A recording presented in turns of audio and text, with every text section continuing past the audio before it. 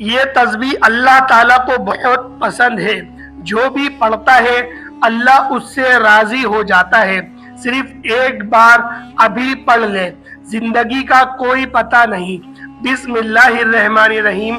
آج ہم آپ کی خدمت میں تمام پریشانیوں کے حل کا ایک بہت ہی خاص اور مجرب وظیفہ لے کر حاضر ہوئے ہیں۔ آپ لوگ یہ 3 لفظ پڑھ لیں، انشاءاللہ ان 3 لفظوں کی برکت سے آپ کی تمام پریشانیاں حل ہو جائیں گی، مشکلات ختم ہو جائیں گی، اور جتنی بھی مشکل سے مشکل ترین حاجت ہے وہ بھی پوری ہو جائے گی۔ بس آپ نے کامل بھروسے سے اور کامل یقین کے ساتھ یہ وظیفہ کر لینا ہے۔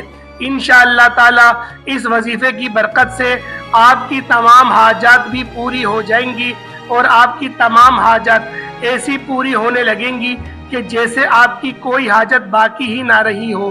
تو آپ کی جتنی بھی مشکل کوئی حاجت ہے، بس آپ یہ 3 لفظ پڑھ لیں جو ہم آپ کو وظیفہ بتائیں گے۔ یہ اللہ تعالیٰ کی ایک پسندیدہ تسبیح ہے، جسے پڑھنے سے آپ کے رزق کے تمام مسائل حل ہو جائیں گے۔ یوں تو اللہ تعالیٰ کے تمام نام ہی بابرکت اور فضیلت والے ہیں، لیکن یہ اللہ تعالیٰ کے خاص اور پسندیدہ نام ہیں جو آج ہم آپ کو اس وظیفے میں بتائیں گے۔ یہ ایک روایت کا ذکر ہے کہ نبی کریم صلی اللہ علیہ وآلہ وسلم ایک اسم اعظم کے ذریعے دعا مانگ رہے تھے۔ سیدنا حضرت عائشہ صدیقہ رضی اللہ تعالی عنہما کے پوچھنے پر انہوں نے بتلایا اور مذاقہ کہا کہ تم اس کے ذریعے دنیا مانگو گی۔ سیدہ امی عائشہ صدیقہ رضی اللہ تعالی عنہما نے رونا شروع کر دیا اور دعا مانگنے لگ گئیں۔ نبی مکرم صلی اللہ علیہ وآلہ وسلم کے پوچھنے پر بتلایا کہ میں یہ بول رہی ہوں، یا اللہ، یا رحمان، یا رحیم، یا مسبب الاسباب، مجھے بھی وہ اسم اعظم سکھلائے۔ تو نبی مکرم صلی اللہ علیہ وآلہ وسلم نے مسکراتے ہوئے فرمایا، یہی اسم اعظم ہے جس کے ذریعے مانگی گئی دعا قبول ہوتی ہے۔ کفار اللہ کی رحمت کی صفت کے منکر تھے، اس کا نام رحمان نہیں سمجھتے تھے، تو جناب باری تعالیٰ اپنے نفس کے لیے اس نام کو ثابت کرتا ہے اور فرماتا ہے کہ یہی نہیں کہ اللہ کا نام اللہ ہو، رحمان ہو یا رحیم ہو، بس ان کے سوا بھی بہت سے بہترین اور احسن نام اس کے ہیں۔ جس پاک نام سے چاہو اس سے دعا کرو۔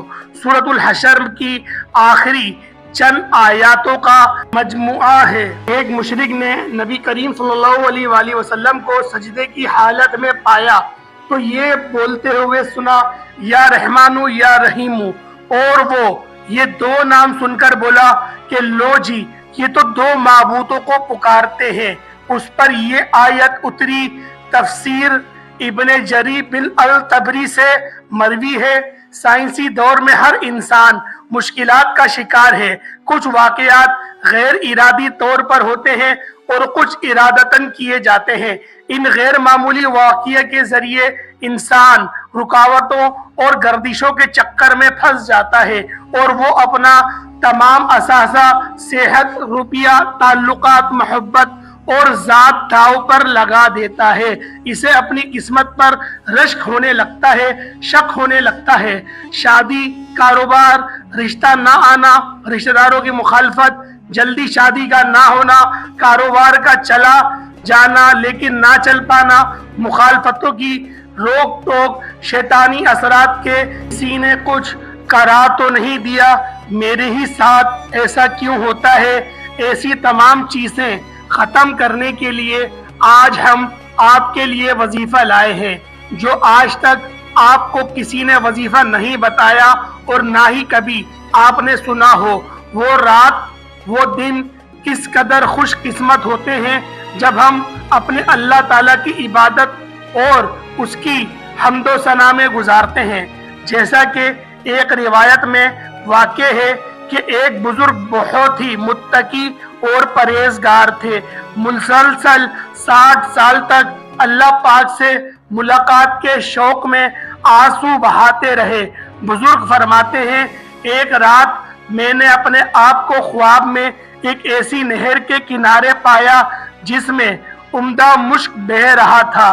اس کے دونوں کناروں پر انتہائی قیمتی موتی بکھرے ہوئے تھے۔ پھر میں نے سونے کی اینٹوں سے بنا ہوا محل دیکھا جس میں خوبصورت لڑکیاں بہترین لباس اور زیورات سے آراستہ بلند آواز میں اللہ تعالیٰ کی پاکی بیان کر رہی تھی۔ میں نے جب ان کی تسبیح سنی تو پوچھا تم کون ہو؟ انہوں نے خوبصورت آواز میں کہا ہم اللہ تعالیٰ کی مخلوق میں سے ایک مخلوق ہیں۔ میں نے کہا تم یہاں کیا کر رہی ہو؟ انہوں نے کہا اللہ تعالیٰ نے ہمیں ان لوگوں کے لیے پیدا فرمایا ہے جو رات کو قیام کرتے ہیں اور اپنے رب سے مناجات کرتے ہیں جبکہ لوگ سو رہے ہوتے ہیں۔ میں نے کہا وہ خوش قسمت لوگ کون ہیں جن کی آنکھیں اللہ تعالیٰ تم سے ٹھنڈی کرے گا؟ انہوں نے کہا کیا تم ان لوگوں کو نہیں جانتے؟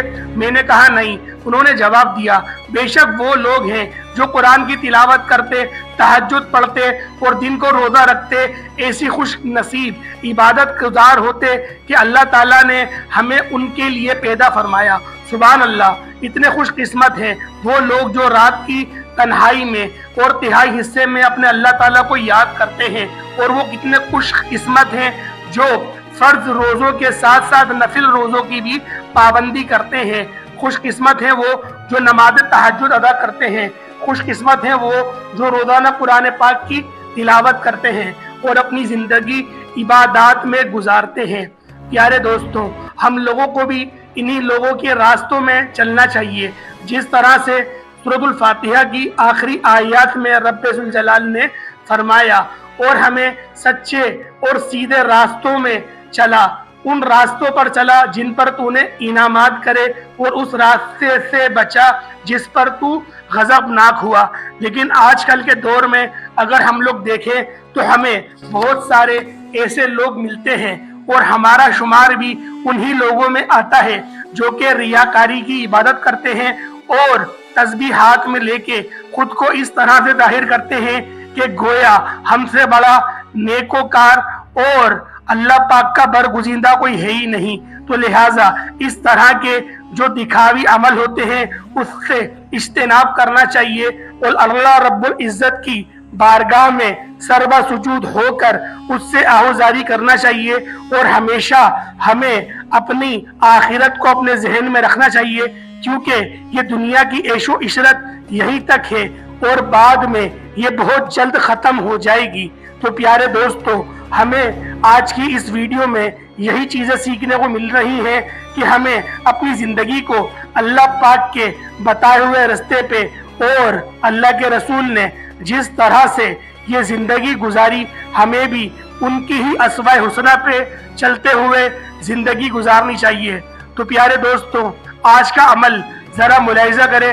پہلے 3 بار بسم اللہ الرحمن الرحیم پڑھ لیں، اس کے بعد نبی پاک صلی اللہ تعالیٰ علیہ وسلم کی ذات پاک پہ درود پاک پڑھ لیں۔ درود ابراہیمی پڑھیں گے تو زیادہ بہتر ہے، اگر کوئی اور سا درود پڑھیں گے تو وہ آپ کی مرضی ہے۔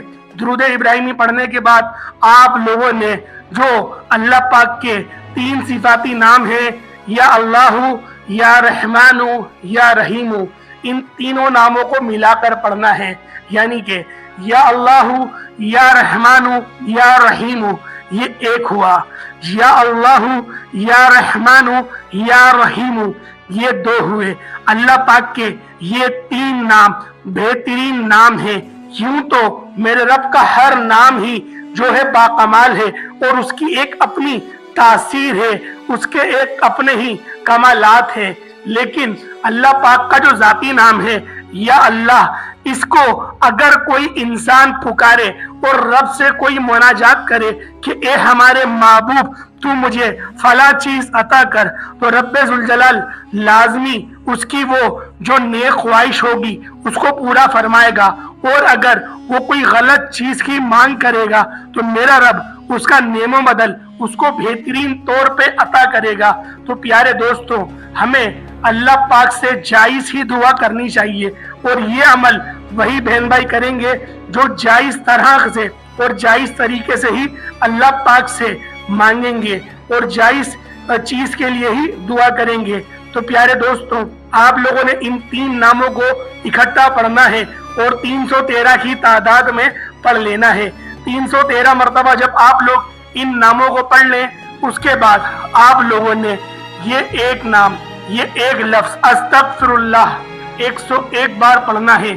101 बार जब अस्तगफिरुल्लाह पढ़ ले, उसके बाद आप लोगों ने कुरान पाक की ये छोटी सी सूरत इन्ना आतैनाकल कौसर फसल्लि लिरब्बिका वनहर इन्ना शानिअका हुवल अबतर, इस सूरे मुबारका को सिर्फ एक बार पढ़ना है और उसके बाद दोबारा से दुरूद इब्राहिमी पढ़ लेंगे।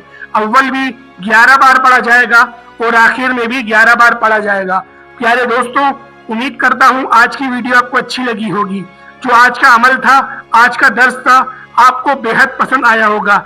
अगर आपको आज की हमारी ये वीडियो, आज की हमारी ये कोशिश अच्छी लगी है, तो आप लोग अल्लाह पाक के कोई से 2 नाम कमेंट सेक्शन में जरूर लिखिएगा। तब तक के लिए हमें इजाजत दें, फिर इंशाअल्लाह हाजिर होंगे एक नए अमल, एक नए वजीफे के साथ। अस्सलाम वालेकुम व रहमतुल्लाहि व बरकातुहू।